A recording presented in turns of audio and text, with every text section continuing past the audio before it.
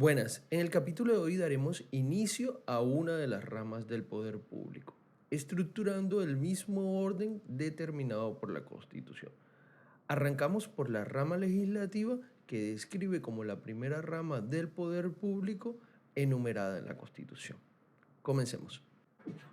Bueno, entonces, el título 6 describe de manera general la rama legislativa. Arrancamos con el capítulo primero en este video. Indica de la composición y las funciones. Ok. El primer artículo es el 132, que se describe de la siguiente forma. Los senadores y representantes serán elegidos para un periodo de 4 años, que se inicia el 20 de julio siguiente a la elección. Ok. Aquí vemos en el primer artículo, que tiene una descripción muy básica y muy sencilla, que el Congreso de la República está determinado en lo que comúnmente se conoce como dos cámaras, una cámara alta y una cámara baja, que en la relación descriptiva de administración política se clasifica como cámara alta el Senado y como una cámara baja la representación a la Cámara, no quitándole un valor representativo, sino un valor distributivo en relación a las competencias, unas que son específicas de manera territorial, las cámaras de representantes, y otras que son específicas de manera nacional. Es decir, la representación en el Senado tiene relación directa a, digamos, a un posicionamiento nacional. Y la representación a la Cámara tiene relación directa a ubicación territoriales departamentales. Entonces, aquí especifica que el periodo de estos congresistas es de 4 años y que inicia el 20 de julio del siguiente a la elección. Es de notar que las elecciones en Colombia para Senado se hacen por lo general en los meses de marzo. Y desde allí, pues, el inicio de su periodo es el mes de julio siguiente, el 20 de julio, básicamente el día de la independencia. ¿Ok? Entonces, pues queda claro este artículo, es sencillo, no representa mayor complejidad. Ok, sigamos entonces con el artículo 132. Iniciamos lectura. Artículo modificado por el artículo 5 del Acto Legislativo 1 del 2009. El nuevo texto es el siguiente.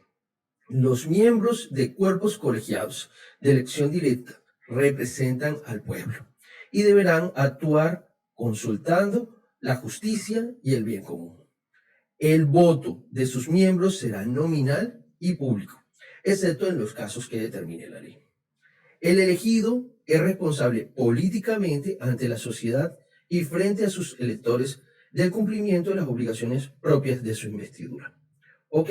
¿Qué nos está diciendo básicamente el artículo 133? Bueno, el artículo 132 nos determinó el periodo y el inicio del mismo en la representación. En esta nos está diciendo que el Congreso es como un cuerpo colegiado, está compuesto por un grupo de personas que son elegidos por el constituyente primario, que son las personas que votan para elegir a los congresistas, que estas personas elegidas actúan en representación de esas personas que los eligieron. Que estas personas, una vez son elegidas, tienen un voto nominal en la entidad que representan en el Congreso, y que este voto de manera regular es público. Cuando no se considera público, en los casos expresamente determinados por la ley, pues que la Constitución deja el espacio pues, para que la ley determine esa reglamentación. También habla de que toda aquella persona que es elegida como congresista tiene una responsabilidad política a su elección con digamos, con sus propuestas, y al mismo tiempo también lo tiene con sus electores. Y adicional a eso, tiene una representación o unas responsabilidades que son naturales a las características de su cargo. Entonces, este artículo complementa ya las competencias específicas de los congresistas y su relación con sus electores. Ok. Pasamos entonces al artículo 134, que nos indica lo siguiente. Artículo modificado por el artículo 4 del Acto Legislativo 2 de 2015. El nuevo texto es el siguiente. Los miembros de las corporaciones públicas de elección popular no tendrán suplentes. Solo podrán ser reemplazados en los casos de faltas absolutas o temporales que determine la ley, por los candidatos no elegidos que, según el orden de inscripción o votación obtenida, le sigan en forma sucesiva y descendiente en la misma lista electoral. Bueno, esta norma es del 2015. Digamos, para muchas personas que son jóvenes, con la Constitución del 91, la representación en las elecciones no era, como les indico, no era directa de la persona elegida, no, porque habían primeros, segundos, terceros renglones. Entonces una persona podía ser elegida que ese era el candidato principal, pero entraban varios renglones que eran sumadores de voto de esa persona. Es decir, tenía una representación inicial, que era la cara de la persona por la que votamos, pero como se le daba también una representación, digamos, territorial, para ejemplo, para ser elegido senador necesitaba votos en toda Colombia, entonces decía, bueno, yo voy a conseguirme un segundo renglón en el Atlántico, o voy a conseguirme un tercer renglón en, no sé, en Casanare. Y así comenzaban a unir o sea, cada candidato tenía como una lista de ayudantes que le lograban posicionar su nombre y buscaban, digamos, tener una representación incluida en el Congreso. ¿Qué pasaba? Que la visión del candidato no se desarrollaba en el periodo. Básicamente veía uno que el candidato llegaba y duró un año, después le cedía al segundo renglón otro año y así sucesivamente, y veíamos diferentes tipos de representaciones, no había una coherencia política en la representación porque cada uno podía pensar alguna cosa y es de esa forma como desgraciadamente en nuestro país, personas que estuvieron al margen de la ley o que tuvieron incidencia en actividades delictivas, pudieron filtrarse en algunas listas y terminar llegando al Congreso. El caso específico como Pablo Escobar nunca fue el principal en una foto, pero básicamente el hecho de que estuviera incluido en uno de los renglones de representación de uno de los candidatos lo hizo sentarse para desdicha de la institución y de nuestro país en una de las sillas de los poderes más representativos en el Estado colombiano. Entonces, pues Colombia, teniendo en cuenta que la representación aquí debe ser individual, que tiene que haber una coherencia, entonces se determinó que básicamente la persona que es elegida va a representar a sus electores por los 4 años. Y no vamos a tener cambios ni nada, ni segundo ni terceros renglones, sino que básicamente la cara de la persona elegida es la que va a estar. En dado caso de que haya algún incumplimiento, alguna forma, no pueda seguir ejerciéndolo, el que sigue en la lista de su partido sería el representante. ¿Ok? Listo. Bueno, continuando con el artículo 134, en el párrafo siguiente dice, en ningún caso podrán ser reemplazados quienes sean condenados por delitos comunes relacionados con pertenencia, promoción o financiación a grupos armados ilegales o actividades de narcotráfico.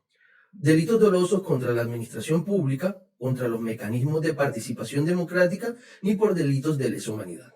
Tampoco quienes renuncien habiendo sido vinculados formalmente en Colombia a procesos penales por la comisión de tales delitos, ni las faltas temporales de aquellos contra quienes se profiera orden de captura dentro de los respectivos procesos. Bueno, lo que indica la parte de esta diapositiva es un señalamiento expreso de delitos comunes o de delitos que tienen relación directa con atentar contra la integridad social del país, contra la administración pública, contra la participación democrática y contra los delitos de lesa humanidad. También habla de vinculación en Colombia con procesos penales y demás. Aquí lo que hay un señalamiento expreso para determinar a personas que no podrán ser reemplazados o digamos, no podrán ser ocupados los cargos por personas que podrán ser, que hayan cometido este tipo de delitos. Es decir, aquí lo que se busca en esta norma es dar un castigo expreso a la participación de delincuentes en espacios políticos y al no reemplazo de estos en las listas por haber cometido delitos, porque básicamente lo que se quiere es impedir, primero, de que estas personas lleguen a las listas de representaciones en el Congreso. Y segundo, que una vez que lleguen y hayan sido, digamos, determinados o condenados por estos delitos, no se aprovechen los que siguen, porque igual la persona delincuente utilizó su actividad delincuencial, para, digamos, llegar a esa curul y no pueden aprovechar a aquellas personas que hacen parte de la misma lista esa situación para beneficio personal o institucional. Lo que se quiere es eliminar esa participación y pues tomar provecho en la participación objetiva y correcta sin violar la ley. ¿Ok? Listo. Seguimos con el artículo 134, que es una determinación muy expresa. Dice, en otro párrafo, para efectos de conformación de quórum, se tendrá como número de miembros la totalidad de los integrantes de la corporación, con excepción de aquellas curules que no puedan ser reemplazadas. Las mismas reglas se aplicarán en los eventos de impedimentos o recusaciones aceptadas.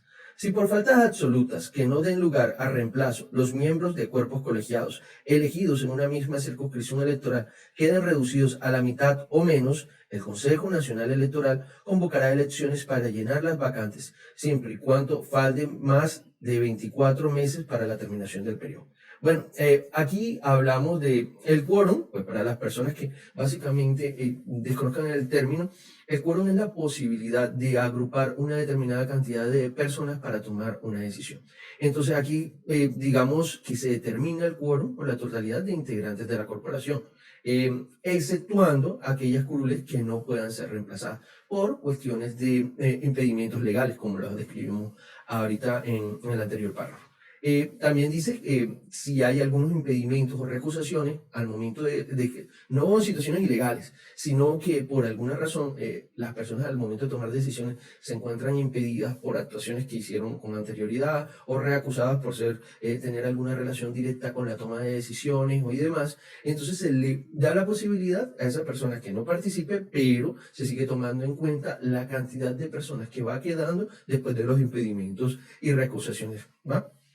Aquí al final habla de faltas absolutas, es decir, que digamos, si por alguna razón que todavía no ha ocurrido en el país, en el Congreso, digamos, quedan impedidos de ser reemplazados una cifra representativa, se pueden convocar a nuevas elecciones para cubrir esas vacantes, pero hay una determinación expresa, es que no falten menos de 24 meses para terminar el periodo. Estamos hablando de que se tienen hasta 2 años. Bueno, gracias a Dios, para la estructura institucional del país no ha habido la posibilidad de llegar a esta situación, pero la Constitución deja una solución ahí expresa en caso de que esta situación llegara a ocurrir. ¿Ok? ¿Ok? Entonces, artículo 135. Son facultades de cada Cámara. Numeral 1. Elegir sus mesas directivas. Bueno, eso está claro. Cada Cámara tiene un grupo de representación que tiene como competencia organizar la Cámara, estructurar, digamos, la parte administrativa, el orden logístico, la dirección de los debates y toda la programación de los procesos, el manejo de la agenda. Se necesita una dirección o una representación. Al mismo tiempo son como el enlace con el Ejecutivo al momento de que estos quieran presentar un proyecto de ley y son, digamos, aquel grupo encargado de dar trámite a las competencias en representación a cada una de las cámaras. Entonces, para poder tener un orden, ellos deben elegir unas mesas directivas con sus representantes que van a tener sus presidentes, sus vicepresidentes y al mismo tiempo también secretarios y demás. Cada cámara tiene entre sus funciones, entre sus facultades, primero, elegir a su mesa directiva. Segundo, elegir su secretario general para periodos de 2 años, contados a partir del 20 de julio, quien deberá reunir las mismas calidades señaladas para ser miembro de la respectiva cámara. ¿Ven? Aquí expresa de manera general que cada cámara debe tener un representante, un secretario general, que supongo que se encargará de la estructura logística operacional, que es permanente, básicamente es permanente porque los congresistas tienen una representación territorial. Entonces, en el periodo les toca viajar. Entonces, debe haber alguien que esté ahí cumpliendo el horario, recibiéndole los documentos con la comunicación con el Ejecutivo, dándole estructura a toda la organización institucional en representación. Y pues aquí determinan que el secretario general se podrá elegir para periodos de 2 años, pero debe tener las mismas cualidades, calidades y competencias de los representantes de la Cámara. ¿Ok? Numeral 3. Solicitar al gobierno los informes que necesite, salvo lo dispuesto en el numeral del artículo 2. Sí, ok. Numeral 2 del artículo, ok. Lo de la numeral 2 del artículo, de este artículo, ok. Entonces, este es expreso, aquí dice solicitar al gobierno informes que necesite, salvo lo dispuesto en el numeral 2. Ok, entonces, eso está claro, es muy expreso, solicitar al gobierno para el trámite de los procesos, la información y informes necesarios. Ok, pasamos entonces al siguiente. Cuarto, determinar la celebración de sesiones reservadas en forma prioritaria a las preguntas orales que formulen los congresistas a los ministros y a las respuestas de estos. El reglamento regulará la materia. Bueno, este artículo tiene que ver con el orden logístico de las sesiones, el orden de, digamos, de trámite de las mismas y, digamos, la participación cuando llegaren ministros y, digamos, como le digo, es una norma operativa, ¿no? Entonces la tenemos que entender. Hay cositas que sí me puedo ampliar en la explicación, hay cositas que se deben de entender desde un punto de vista muy básico y aquí está. ¿Ok? Número 5. Proveer los empleos creados por la ley para el cumplimiento de sus funciones. Pues bueno, aquí deja de manera expresa una capacidad ejecutiva que es propia del Congreso, de buscar, organizar, estructurar, bueno, en especial acá de la Cámara que estamos desempeñando, los funcionarios necesarios o los empleados necesarios para poder ejecutar las funciones de la Cámara. Es decir, entonces la Cámara tiene, si necesita personas que, no sé, diseñen la estructura institucional, organicen la publicidad, hagan la parte de limpieza, toda la parte de estructural, pues deja la posibilidad de que los mismos representantes solucionen ese tipo de actividades. No es, no, pues bueno, nosotros solo hacemos leyes, no. Aquí ustedes tienen una competencia administrativa que básicamente es organizar su casa. ¿Ok? Número 6. Recabar del gobierno la cooperación de los organismos de la administración pública para el mejor desempeño de sus atribuciones. Pues bueno, aquí básicamente busca que haya una conexión entre las dos instituciones. Básicamente, el Congreso y el Ejecutivo tienen que trabajar sinérgicamente, porque, digamos, tanto el Ejecutivo tiene una proyección legislativa que busca, digamos, desarrollarse en la manera práctica con el Legislativo, y el Legislativo necesita, para poder llevar a feliz término sus propuestas legislativas en la ejecución práctica. Entonces, los dos trabajan de manera conjunta y por eso habla de la corporación entre organismos de la administración pública como una estrategia de eficiencia y correcta aplicación. En lo que respecta al numeral 7, básicamente la Policía Interior es un grupo de personas que integran la policía que se le da como competencia específica ser sujetos a las órdenes determinadas por los representantes de las dos cámaras. Es decir, estos seguirán competencias para el cumplimiento de las actividades propias del Congreso y serán, digamos, encargados a cumplir órdenes que le entreguen los presidentes de cada una de las cámaras. Entonces, una policía, un cuerpo de policía encargado de seguir las atribuciones propias para que el Congreso se desarrolle en debida forma. Se le entrega como un nivel de independencia a estos encargados de la policía. ¿Ok? Numeral 8. Dice, numeral modificado por el artículo 1 del Acto Legislativo 1 del 2007. El nuevo texto es el siguiente. Citar y requerir a los ministros, superintendentes y directores de departamentos administrativos para que se concurran a las sesiones. Las citaciones deberán hacerse con una anticipación no menor a 5 días y formularse en cuestionario escrito. En caso de que los ministros, superintendentes o directores de departamentos administrativos no concurran sin excusa aceptada por la respectiva Cámara, esta podrá proponer moción de censura. Los ministros, superintendentes o directores de departamentos administrativos deberán ser oídos en las sesiones para las cuales fueron citados, sin perjuicio de que el debate continúe en las sesiones posteriores por decisiones de la respectiva Cámara.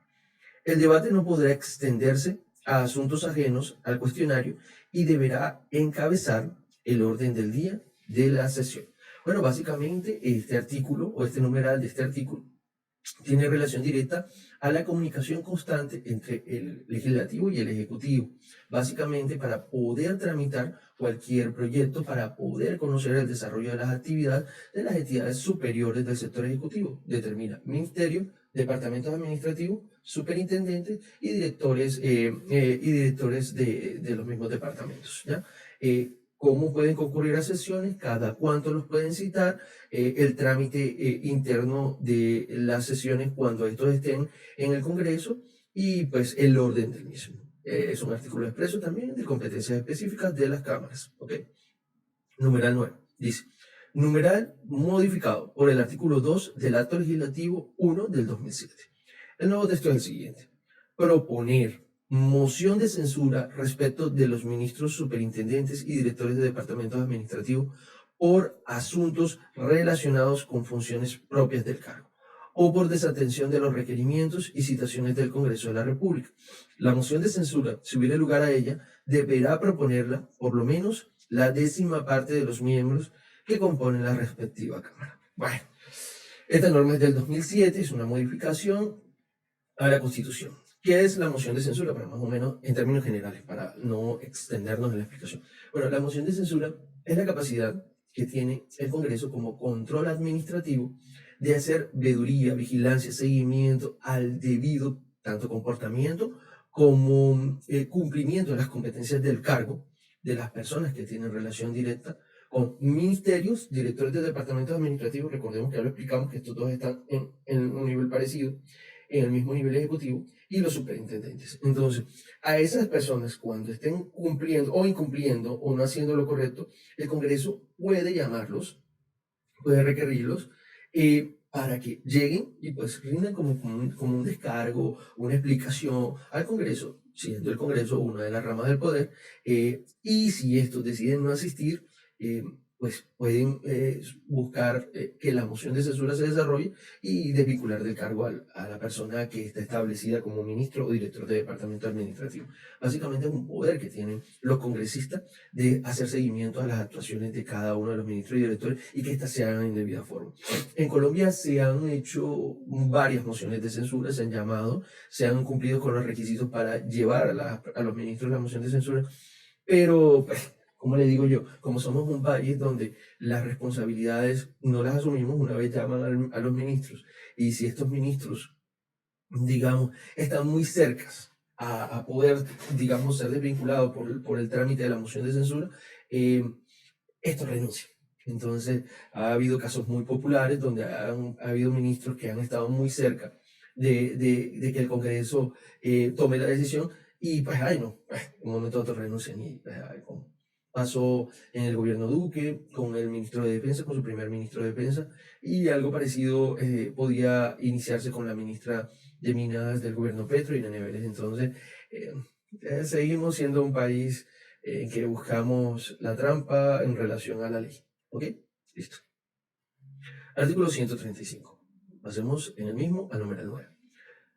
La votación se hará entre el tercero y el 10º día siguiente a la terminación del debate, con audiencia pública del funcionario respectivo. Su aprobación requerirá el voto afirmativo de la mitad más uno de los integrantes de la Cámara que la hayan propuesto. Una vez aprobado, el funcionario quedará separado de su cargo. Si fuera rechazada, no podrá presentarse otra sobre la misma materia a menos de que se motiven hechos nuevos.